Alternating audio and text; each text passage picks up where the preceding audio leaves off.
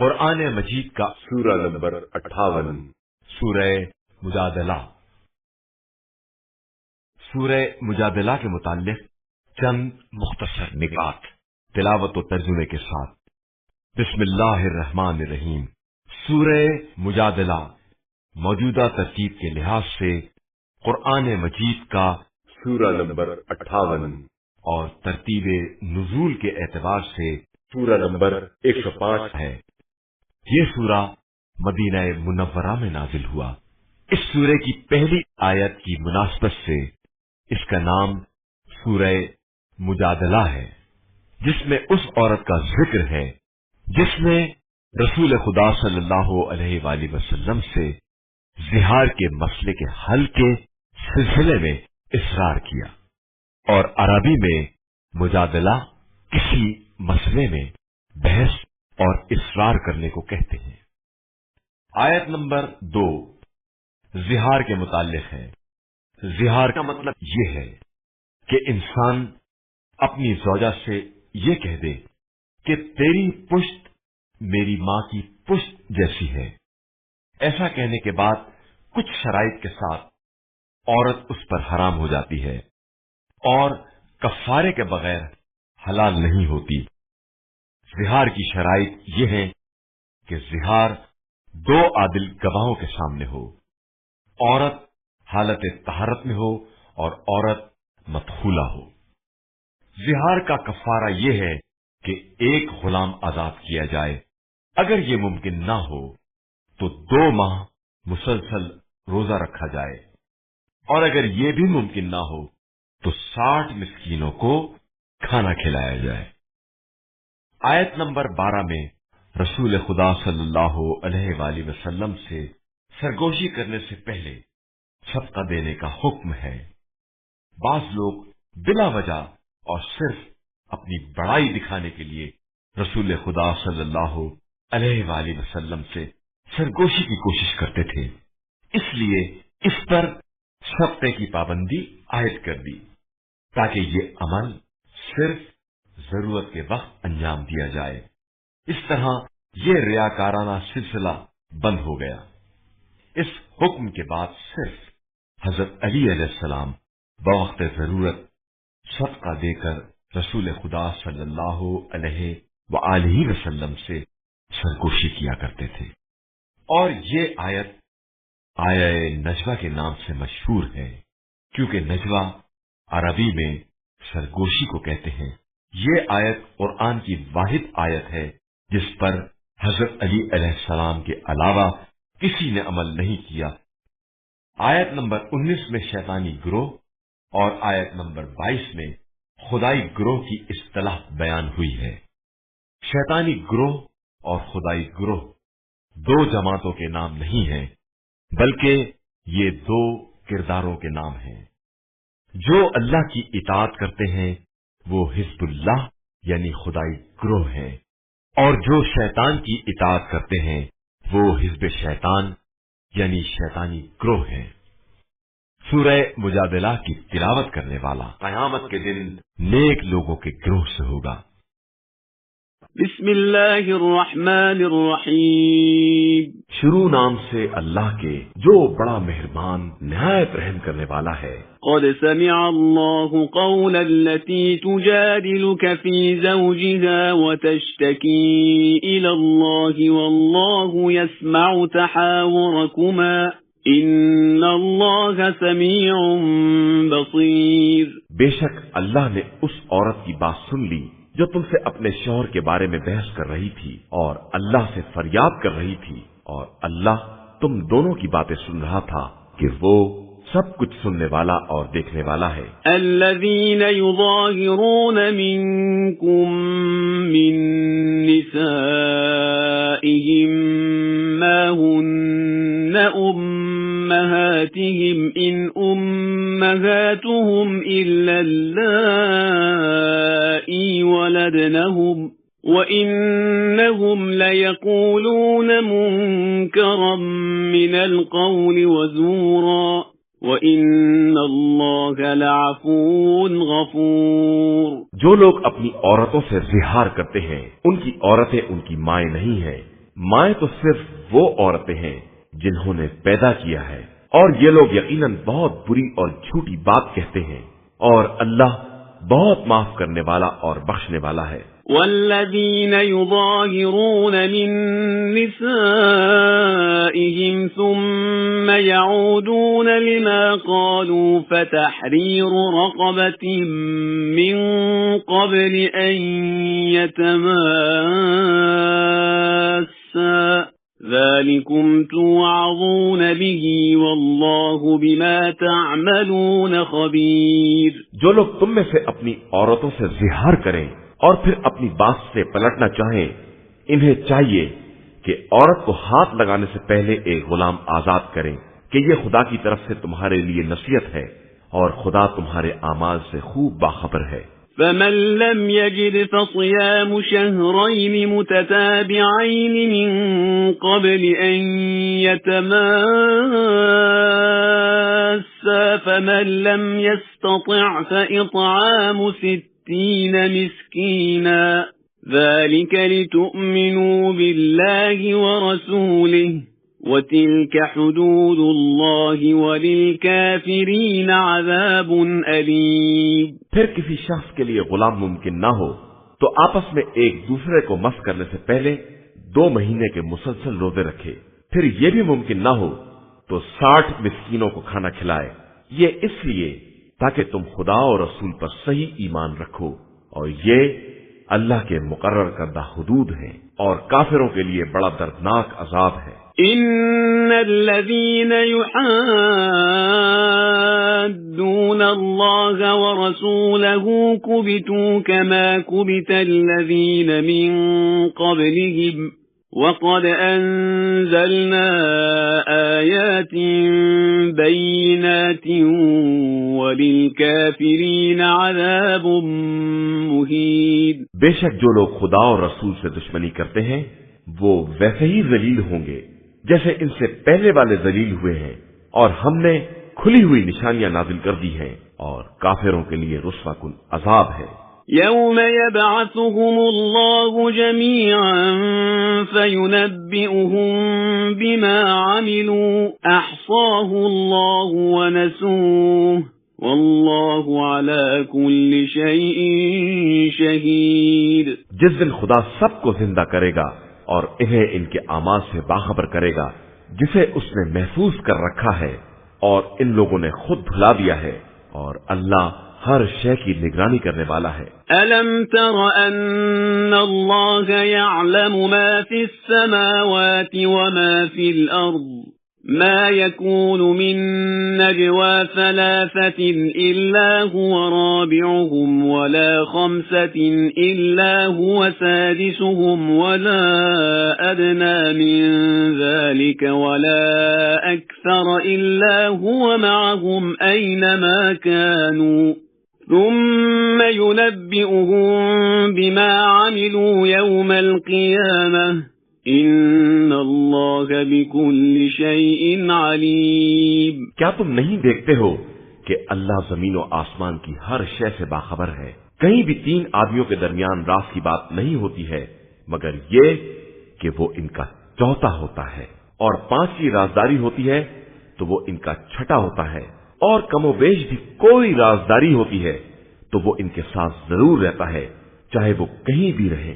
اس کے بعد روز قیامت انہیں باخبر کرے گا کہ انہوں نے کیا کیا ہے، کہ بے شک وہ ہر شے کا جاننے والا ہے۔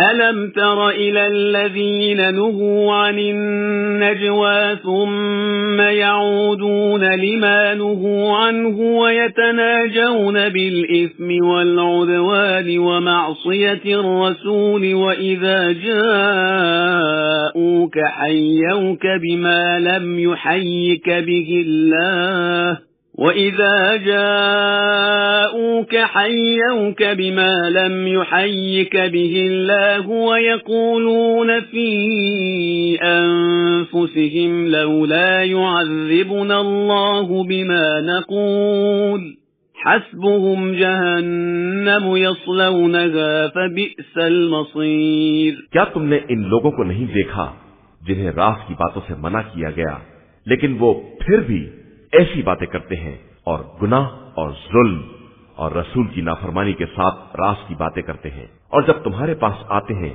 تو اس طرح مخاطب کرتے ہیں جس طرح خدا نے انہیں نہیں سکھایا ہے، اور اپنے دل ہی دل میں کہتے ہیں کہ ہم غلطی پر ہیں، تو خدا ہماری باتوں پر عذاب کیوں نہیں نازل کرتا، حالانکہ ان کے لیے جہنم ہی کافی ہے جس میں انہیں جلنا ہے، اور وہ بدترین انجام ہے۔ يا أيها الذين آمنوا إذا تناجيتم فلا تتناجوا بالإثم والعدوان ومعصية الرسول وتناجوا بالبر والتقوى واتقوا الله الذي إليه تحشرون۔ ایمان والو، جب بھی راز کی باتیں کرو تو خبردار گناہ اور تعدی اور رسول کی نافرمانی کے ساتھ نہ کرنا، بلکہ نیکی اور تقوی کے ساتھ باتیں کرنا، اور اللہ سے ڈرتے رہنا کہ بالآخر اسی کی طرف پلٹ کر جانا ہے۔ انما النجوى من الشيطان ليحزن الذين آمنوا وليس بضارهم شيئا إلا بإذن الله وعلى الله فليتوكل المؤمنون۔ یہ رازداری شیطان کی طرف سے صاحبان ایمان کو دکھ پہنچانے کے لیے ہوتی ہے، حالانکہ وہ انہیں نقصان نہیں پہنچا سکتا ہے جب تک خدا اجازت نہ دے دے، اور صاحبان ایمان کا بھروسہ صرف اللہ پر ہوتا ہے۔ يا أيها الذين آمنوا إذا قيل لكم تفسحوا في المجالس فافسحوا يفسح الله لكم وإذا قيل انشزوا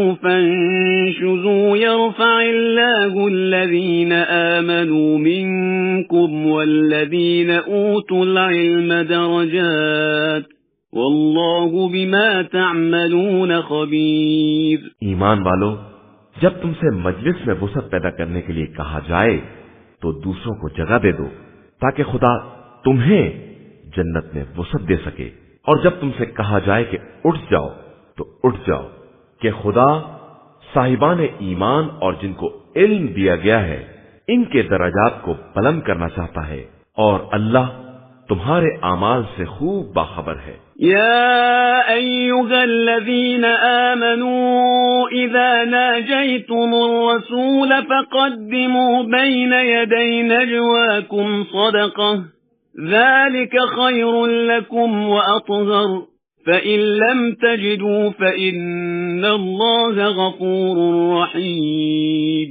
ایمان والو، جب بھی رسول صلی اللہ علیہ وآلہ وسلم سے کوئی راز کی بات کرو تو پہلے صدقہ نکال دو کہ یہی تمہارے حق میں بہتری اور پاکیزگی کی بات ہے، پھر اگر صدقہ ممکن نہ ہو تو خدا بہت بخشنے والا اور مہربان ہے۔ أَأَشْفَقْتُمْ أَن تُقَدِّمُوا بَيْنَ يَدَيْ نَجْوَاكُمْ صَدَقَاتٍ فَإِذْ لَمْ تَفْعَلُوا وَتَابَ اللَّهُ عَلَيْكُمْ فَأَقِيمُوا الصَّلَاةَ وَآتُوا الزَّكَاةَ وَأَطِيعُوا اللَّهَ وَرَسُولَهُ وَاللَّهُ خَبِيرٌ بِمَا تَعْمَلُونَ۔ کیا تم اس بات سے ڈر گئے ہو کہ اپنی رازدارانہ باتوں سے پہلے خیرات نکال دو؟ اب جبکہ تم نے ایسا نہیں کیا ہے اور خدا نے تمہاری توبہ قبول کر لی ہے تو اب نماز قائم کرو اور زکوٰۃ ادا کرو اور اللہ اور رسول کی اطاعت کرو کہ اللہ تمہارے اعمال سے خوب باخبر ہے۔ أَلَمْ تَرَ إِلَى الَّذِينَ تَوَلَّوْا قَوْمًا غَضِبَ اللَّهُ عَلَيْهِمْ مَا هُمْ مِنكُمْ وَلَا مِنْهُمْ وَيَحْلِفُونَ عَلَى الْكَذِبِ وَهُمْ يَعْلَمُونَ۔ کیا تم نے ان لوگوں کو نہیں دیکھا ہے جنہوں نے اس قوم سے دوستی کر لی ہے جس پر خدا نے عذاب نازل کیا ہے؟ یہ نہ تم میں سے ہیں اور نہ ان میں سے، اور یہ جھوٹی قسمیں کھاتے ہیں اور خود بھی اپنے جھوٹ سے باخبر ہیں۔ أعد الله لهم عذابا شديدا إنهم ساء ما كانوا يعملون۔ اللہ نے ان کے لیے سخت عذاب مہیا کر رکھا ہے، کہ یہ بہت برے اعمال کر رہے تھے۔ اتخذوا أيمانهم جنة فصدوا عن سبيل الله فلهم عذاب مهين۔ انہوں نے اپنی قسموں کو سپر بنا لیا ہے اور راہ خدا میں رکاوٹ ڈال رہے ہیں، تو ان کے لیے رسوا کرنے والا عذاب ہے۔ لن تغني عنهم أموالهم ولا أولادهم من الله شيئا أولئك أصحاب النار هم فيها خالدون۔